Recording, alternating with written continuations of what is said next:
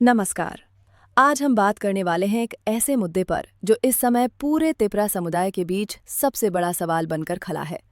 मुख्यमंत्री माणिक साहा ने कहा, राज्य के बजट का 29.06% एडीसी को दिया गया है और 2025 से 2026 में 32,000 करोड़ के बजट का 40% से ज्यादा एडीसी को जाएगा। আমরা প্রায় ৬,৬৪৫ কোটি টাকা আমরা এডিসি কে আমরা দিয়েছি। তাহলে কত পার্সেন্ট আমরা দিলাম? 39.06% এডিসি কে আমরা দিয়েছি। এবার 2025-26 আমরা কত দিয়েছি? আমাদের বাজেট আমরা এখন পর্যন্ত 30,000-32,000 কোটি টাকা আমরা রেখেছি।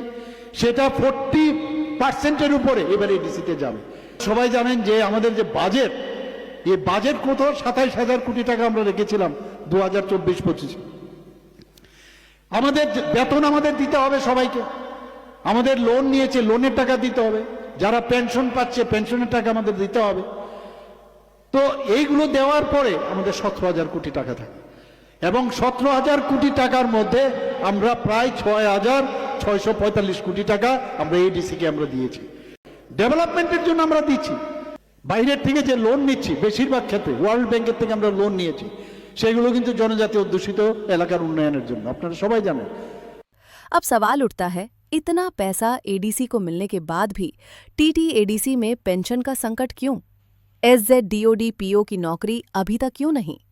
कई इलाकों में पीने का पानी, सड़क और शिक्षा की कमी क्यों? क्या समस्या बजट में है या कहीं और? चलिए पूरी सच्चाई समझते हैं एक एक करके।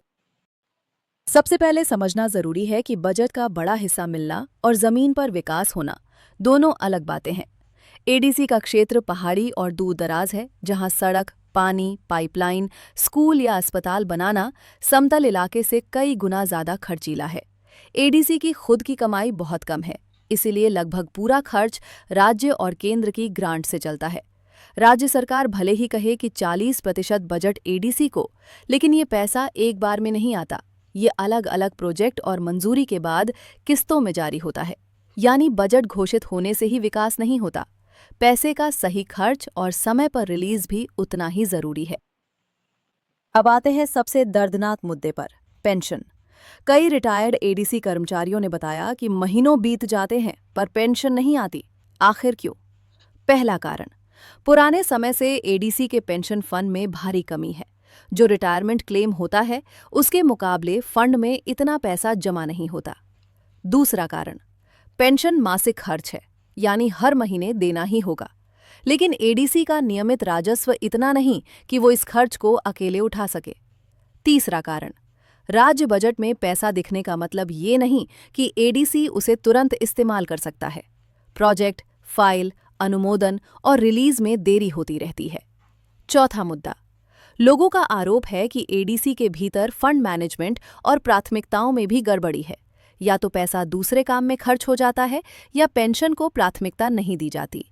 ये मुद्दा पूरी तरह एडीसी प्रशासन और राज्य सरकार दोनों की पारदर्शिता और तालमेल पर निर्भर करता है। सब जीडीओ डीपीओ की नौकरी फ्री फॉर्म लेने के बाद भी भर्ती क्यों नहीं? ये युवाओं के लिए सबसे बड़ा सवाल है।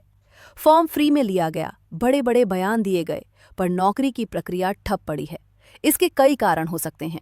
पहला, भर्ती के लिए एडमिनिस्ट्रेटिव अप्रूवल की जरूरत होती है। अगर राज्य सरकार से मंजूरी नहीं मिली है तो एडीसी भर्ती शुरू नहीं कर सकता। दूसरा, बजट में पैसा अलग होता है और सैलरी बजट अलग। विकास बजट होना भर्ती का मतलब नहीं। तीसरा, चुनावी समय आने पर कई बार सरकारें भर्ती रोक देती हैं ताकि बाद में राजनीतिक फायदा उठाया जा सके।